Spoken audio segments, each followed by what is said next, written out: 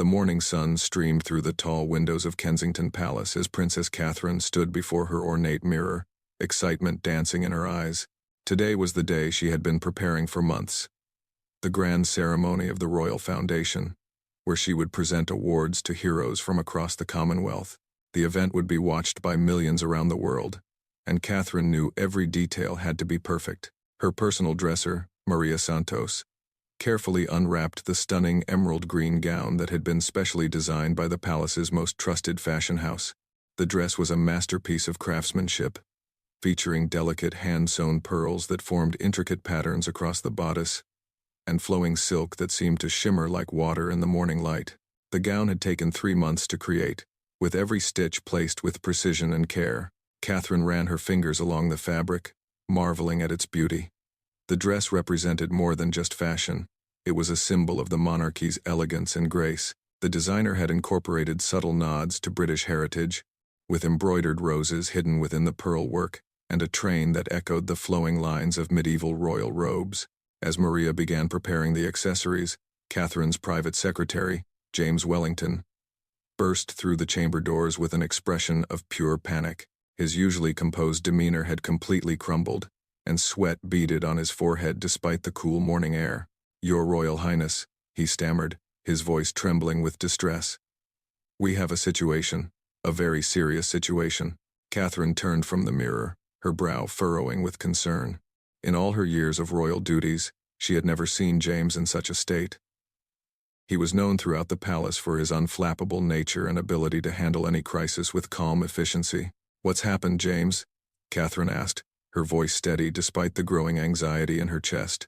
James swallowed hard, struggling to find the right words. "The gown, Your Highness. Someone has deliberately damaged your gown." The words hung in the air like a thunderclap. Maria gasped, nearly dropping the delicate tiara she had been polishing. Catherine felt her heart skip a beat as the implications of James's words began to sink in. "Show me," Catherine commanded, her training in royal protocol helping her maintain composure even as her world began to tilt. With trembling hands, James led them to the dressing room where the gown had been stored overnight. As they approached the garment rack, Catherine's breath caught in her throat. The beautiful emerald gown hung in tatters, as if someone had taken scissors to it with malicious intent. Long, jagged cuts ran through the delicate silk, and many of the precious pearls had been torn away, scattered across the floor like fallen stars. The sight was devastating. Months of work, thousands of pounds of materials, and countless hours of skilled craftsmanship had been destroyed in what could only have been a deliberate act of sabotage. Catherine stared at the ruined dress, feeling a mixture of shock, anger, and profound sadness. "Who could have done this?" Maria whispered, her voice barely audible as she knelt to gather some of the scattered pearls. James shook his head grimly. "Security is reviewing the footage now, Your Highness. But whoever did this knew exactly how to avoid the main cameras. They were careful, methodical. This wasn't a random act of vandalism." Catherine's mind raced as she processed the situation. The ceremony was scheduled to begin in just 4 hours. Hundreds of dignitaries, including heads of state and Nobel Prize winners, were already arriving at Westminster Abbey. Television crews from around the world had set up their equipment, and millions of viewers were expecting to see her present these important awards. "We need to contact the backup designers immediately," Catherine said, her voice gaining strength as her royal training kicked in. "Surely someone can create something suitable in time." James's expression grew even more troubled. "I've already made those calls, Your Highness. The timeline is simply impossible. Even our fastest seamstresses would need at least 12 hours to create something appropriate for such a significant event. And that's assuming we could find suitable materials on such short notice." The reality of the situation began to settle over them like a heavy blanket. This wasn't just about a dress, it was about the reputation of the monarchy, the success of a major charitable event, and Catherine's own public image. The ceremony couldn't be postponed. Too many important people had traveled from too far away. Catherine walked slowly around the destroyed gown, examining the damage more closely. The cuts were indeed precise and deliberate, made by someone who understood exactly how to cause the maximum amount of damage with surgical precision. This wasn't the work of an amateur or someone acting in a moment of passion. This was calculated, planned, and executed with cold efficiency. "Have you informed Prince William?" Catherine asked, her mind already working through the various implications and potential solutions. "He's been notified and is on his way back from his morning engagements," James replied. "The palace press office is also standing by, but they need to know how we plan to handle this before they can prepare any statements." Catherine nodded slowly, her fingers unconsciously twisting her wedding ring as she thought. She had faced challenges before, difficult public appearances, protocol mishaps, even health scares, but nothing quite like this. The deliberate nature of the sabotage made it feel personal, almost like an attack on her very identity as a royal. "We need to think creatively," Catherine said finally, her voice growing stronger with each word. "There has to be a solution we're not seeing." Maria, who had been quietly cleaning up the scattered pearls, suddenly looked up with an expression of hope. "Your Highness, what about your grandmother's collection? The late Queen's wardrobe is still maintained in the royal collection. Some of those pieces might be suitable for alteration." Catherine's eyes lit up with possibility. The royal collection contained hundreds of gowns worn by previous generations of royalty, many of them timeless pieces that could potentially be adapted for modern wear. It was a brilliant suggestion, but it came with its own set of challenges. "The collection is housed at Windsor," James pointed out, "and we'd still need someone skilled enough to make alterations quickly and appropriately." "Then we make it happen," Catherine said firmly. "Contact the collection immediately. Have them pull anything in my approximate size that could work for this type of ceremony, and find me the best seamstress in London, someone who can work miracles under pressure." As James hurried off to make the necessary calls, Catherine took one last look at her ruined gown. Somewhere in the palace, someone had betrayed her trust in the most personal way possible, but she wouldn't let them win. She was Princess Catherine, and she had faced greater challenges than a sabotaged dress. Today's ceremony would go on, and it would be magnificent, no matter what it took to make that happen. The next few hours would test every ounce of her royal training and personal resilience. But Catherine was determined to turn this crisis into a triumph. Within 30 minutes of James's frantic phone calls, a convoy of black vehicles was speeding toward Windsor Castle, while Catherine paced nervously in her private chambers. The palace had mobilized with military precision, treating the gown crisis like a matter of national security. In many ways, it was exactly that. The reputation of the monarchy hung in the balance. Prince William arrived just as the first reports came back from Windsor. His face was tight with controlled anger as he surveyed the destroyed gown that still hung mockingly on its rack. Catherine had rarely seen her husband so furious, though he kept his voice calm and measured. "Any leads on who might have done this?" William asked James, his jaw clenched. "Security is interviewing everyone who had access to the dressing room last night," James replied. "The list includes cleaning staff, security personnel, and a few members of the fashion team who came in for final adjustments." Catherine listened to their conversation while her mind worked frantically on backup plans. She had already dismissed the idea of wearing one of her existing formal gowns. They were either too casual for such an important ceremony, or had been photographed too recently at other major events. The press would notice immediately if she recycled an outfit for something this significant. The phone rang sharply, cutting through the tension. James answered quickly, his expression shifting from worry to cautious optimism as he listened to the caller. "That was the royal collection," he announced after hanging up. "They've identified 3 potential gowns that could work. The measurements are close enough for quick alterations, and historically, they're all appropriate for ceremonial occasions." "Which gowns?" Catherine asked, moving closer to hear every detail. James consulted his hastily scribbled notes. "There's a midnight blue velvet gown worn by Queen Elizabeth at a state dinner in 1962, a cream silk dress with gold embroidery from Princess Margaret's collection, and," he paused, his eyes widening slightly, "a stunning silver gown that belonged to Queen Elizabeth, the Queen Mother, worn to a major Commonwealth ceremony in 1953. Catherine felt her breath catch. The Queen Mother had been renowned for her impeccable style and grace under pressure. Wearing one of her gowns would be both an honor and a powerful symbol of royal continuity. "Tell me about the silver gown," Catherine said immediately. "According to the collection curator, it's made of silver silk, with hand-beaded crystal detailing. The style is timeless, fitted bodice, with a flowing skirt. The Queen Mother was approximately your height, though the waist will need adjustment." Before Catherine could respond, another crisis emerged. Maria burst into the room, her face pale with worry. "Your Royal Highness, I've been calling every high-end seamstress in London. Most are already committed to other projects, and the few who are available say they can't guarantee the quality of work needed for such an important event with so little time." The room fell silent as the weight of this new obstacle settled over them. Even if they could get the perfect gown from Windsor, it would be useless without someone skilled enough to alter it properly.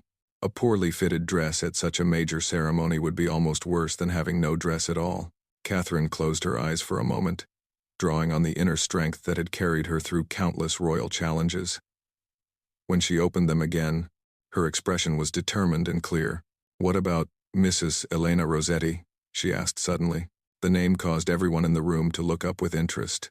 Elena Rossetti was a legendary seamstress who had worked for several royal families across Europe. She had been semi-retired for years, taking on only the most special projects for her most valued clients. "Mrs. Rossetti hasn't taken on emergency work in years," James said doubtfully. "And she's very selective about her commitments." "She altered my wedding dress," Catherine replied firmly. "And she's always said that if I ever needed her in a real emergency, she would be there." "This qualifies," William nodded approvingly. "It's worth a try. Mrs. Rossetti is brilliant, and she knows your measurements perfectly." James was already dialing as Catherine explained her reasoning. Mrs. Rossetti had an almost magical ability to transform garments, and more importantly, she understood the unique requirements of royal dressing. The way a gown needed to move for royal protocol, how it should photograph under different lighting conditions, and the subtle details that separated a beautiful dress from a truly regal one. While they waited for James to reach Mrs. Rossetti, another development unfolded. The head of palace security, Commander Davies, arrived with a grim expression and a tablet containing security footage.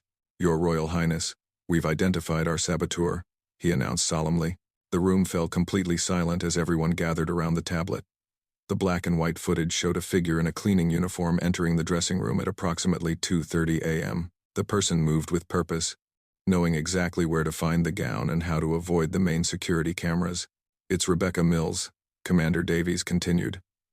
"She's been with the palace cleaning staff for 8 months. Background check came back clean when she was hired, but we're discovering that several of her references were falsified." Catherine stared at the screen, trying to understand why someone would go to such lengths to sabotage her dress. Rebecca Mills was a young woman, probably in her 20s, with short brown hair and an unremarkable appearance. She looked like any of dozens of palace employees Catherine passed in the corridors each day. "Do we know her motive?" William asked, his voice tight with controlled anger. "We're still investigating, but initial questioning suggests she may have been paid by someone to cause this disruption. She's not talking, but her bank account shows a significant deposit 3 days ago from an untraceable source. The implications of this revelation were staggering. Someone had planned this sabotage well in advance, researching palace protocols, placing an operative in position, and timing the attack for maximum impact. This wasn't a simple act of vandalism. It was a sophisticated operation designed to embarrass the royal family at a crucial moment. James suddenly hung up the phone with a triumphant expression. "Mrs. Rossetti will do it," he announced. "She's already on her way to Windsor to examine the gown options. She says if anyone can make this work, she can." Catherine felt a surge of relief mixed with gratitude. Mrs. Rossetti was nearly 70 years old, but her skills were legendary throughout the fashion world. If she was willing to take on this challenge, there was real hope that the day could be saved. "What's our timeline?" Catherine asked, checking her watch. The ceremony was now less than 3 hours away. "Mrs. Rossetti estimates she'll need 2 hours for alterations, assuming the silver gown is suitable," James replied. "That gives us a very narrow window, but it's possible." The next hour passed in a blur of activity. The silver gown was transported from Windsor under heavy security, while Mrs. Rossetti set up a temporary workshop in one of the palace's private rooms. Catherine found herself pacing nervously as updates trickled in about the progress. Meanwhile, the investigation into Rebecca Mills was uncovering disturbing details. Her real identity was actually Sarah Jenkins, a woman with connections to several anti-monarchy activist groups. The sophisticated nature of her infiltration suggested she had help from people with detailed knowledge of palace operations. As Catherine waited for news about her dress, she couldn't shake the feeling that this attack was about more than just ruining one ceremony. Someone wanted to damage her personally, to make her look incompetent or unreliable at a moment when the world was watching. But she was determined not to give them that satisfaction. The ceremony would go on, and it would be perfect, no matter what it took to make that happen. With just 90 minutes remaining before the ceremony, Mrs. Elena Rossetti emerged from her temporary workshop with the silver gown draped carefully over her arms. The legendary seamstress's face showed the intense concentration of someone who had just performed fashion magic under impossible pressure. Catherine held her breath as Mrs. Rossetti approached. The Queen Mother's gown had been transformed, still recognizably the same elegant piece, but now perfectly fitted for Catherine's figure. The silver silk seemed to glow with an inner light, and the crystal beading caught the afternoon sun streaming through the palace windows. Bellissima, Mrs. Rossetti whispered in her native Italian, her eyes bright with satisfaction. This gown was meant for you, Your Royal Highness. The Queen Mother would be honored to know it serves such an important purpose today. Catherine carefully stepped into the dress, feeling the silk settle around her like liquid moonlight. Mrs. Rossetti had worked miracles. The fit was perfect, neither too tight nor too loose, and the length was exactly right for Catherine's height. The alterations were so seamless that the gown looked as though it had been made specifically for her. "How did you manage this so quickly?" Catherine asked in amazement as Maria fastened the delicate clasps. Mrs. Rossetti smiled with the quiet pride of a master craftsperson. When you have worked with royal gowns for 50 years, you learn to see the possibilities hidden in every piece. This dress wanted to be worn again. I could feel it the moment I touched the fabric. As Catherine admired herself in the mirror, James burst through the door with updates from Westminster Abbey. "Your Royal Highness, the guests have all arrived and are being seated. The ceremony is set to begin in precisely 1 hour. The media is already commenting on the anticipation surrounding your appearance today." Catherine's stomach fluttered with nervous energy, but her reflection showed a picture of serene confidence. The silver gown was even more stunning than her original dress had been, where the emerald gown had been beautiful in a modern way. This silver creation was timelessly elegant, carrying the weight of royal history while looking completely contemporary. Prince William appeared in the doorway and stopped short when he saw his wife. His expression of worry melted into one of pure admiration. "Catherine, you look absolutely radiant. No one would ever guess this wasn't planned months ago." The compliment helped settle Catherine's nerves, but she knew the real test would come when she stepped onto the public stage. The world's media would be analyzing every detail of her appearance, and any sign of the morning's crisis could become a scandal. Commander Davies arrived with final security updates. Sarah Jenkins, also known as Rebecca Mills, is in custody. She's still not revealing who paid her, but we're confident the immediate threat is over. Additional security measures have been implemented for today's ceremony. Catherine nodded gratefully, though part of her mind was still puzzling over the identity of the person behind the sabotage. Someone with significant resources and detailed knowledge of palace operations had orchestrated this attack. The investigation would continue, but for now, her focus had to be on the ceremony ahead. Mrs. Rossetti made final adjustments to the gown's draping while Maria worked on Catherine's hair and makeup. The look they created was sophisticated and regal. Her hair swept into an elegant updo that showcased the gown's neckline, and her makeup enhanced her natural beauty without being overdone. As Catherine prepared to leave for Westminster Abbey, she caught sight of her destroyed original gown, still hanging sadly on its rack. The contrast was striking. The morning's crisis seemed like it had happened days ago, rather than just a few hours. "Your Royal Highness," James said quietly, "I want you to know that the way you've handled this crisis today has been truly inspiring. Many people would have crumbled under this kind of pressure, but you've shown remarkable grace and determination." Catherine smiled gratefully at her secretary's words, but inside, she knew that the real test was still ahead. The ceremony would be watched by millions of people around the world, and she needed to deliver a flawless performance that honored both the award recipients and the royal family's reputation. The convoy of vehicles that transported Catherine to Westminster Abbey moved through London streets lined with well-wishers. Word had somehow spread about the morning's drama, though the details remained confidential. The crowd seemed even larger and more enthusiastic than usual, as if people sensed they were witnessing something special. As Catherine's car pulled up to the Abbey's entrance, she could see the gathered media representatives positioning themselves for the perfect shot. Camera flashes began immediately, and she knew that within minutes, Images of her silver gown would be circulating around the world. Catherine stepped out of the car with practiced grace, and the crowd's reaction was immediate and overwhelming. Gasps of admiration rippled through the gathered spectators as they caught sight of the stunning silver gown. The Queen Mother's dress was having exactly the impact Catherine had hoped for. It commanded respect, while showcasing her own personal style. Inside the Abbey, the ceremony unfolded perfectly. Catherine presented awards to heroes from across the Commonwealth. A teacher who had revolutionized education in rural Kenya, a doctor who had pioneered new treatments for childhood diseases, and a young activist who had led environmental protection efforts in the Pacific Islands. Each recipient's story moved Catherine deeply, reminding her why these ceremonies were so important. The morning's crisis had threatened to overshadow their achievements, but instead it had created an even more meaningful context for celebrating their work. As Catherine delivered her closing remarks, her voice carried a special warmth and sincerity that hadn't been in her prepared speech. The morning's challenges had reminded her of the importance of resilience, creativity, and the support of dedicated people working behind the scenes. Today we celebrate individuals who have faced seemingly impossible challenges and found ways to overcome them, Catherine said, her words carrying extra meaning for those who knew about the morning's drama. They remind us that with determination, creativity, and the support of others, we can turn our greatest obstacles into our most meaningful triumphs. Oh, the applause that followed was thunderous, and Catherine could see tears in the eyes of several award recipients. The ceremony had been everything she had hoped for and more.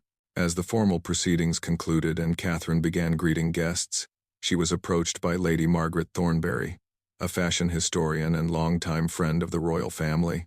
"Your Royal Highness, I must tell you that choosing to wear the Queen Mother's gown today was absolutely brilliant," Lady Margaret whispered. "The symbolism is perfect. Continuity, strength, and grace under pressure. It's exactly what the monarchy represents at its best."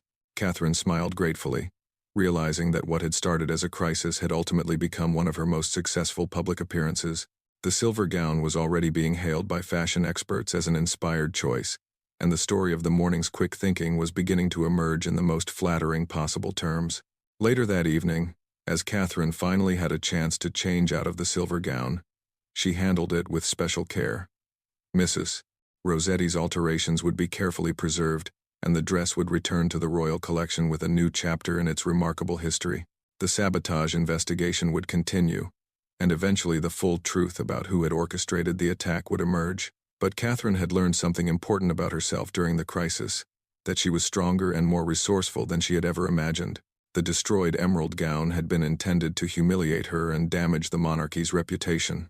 Instead, it had created an opportunity for Catherine to demonstrate exactly the qualities that made her such an effective royal representative: grace under pressure, creative problem-solving, and the ability to turn challenges into triumphs. As she prepared for bed that night, Catherine reflected on the day's events with a mixture of exhaustion and satisfaction. Tomorrow would bring new challenges and responsibilities, but she felt more confident than ever in her ability to handle whatever came next. The silver gown hung quietly in her dressing room, a shimmering reminder that sometimes the most beautiful outcomes emerge from the most difficult circumstances. The Queen Mother's legacy lived on, and Catherine had added her own chapter to the continuing story of royal resilience and grace.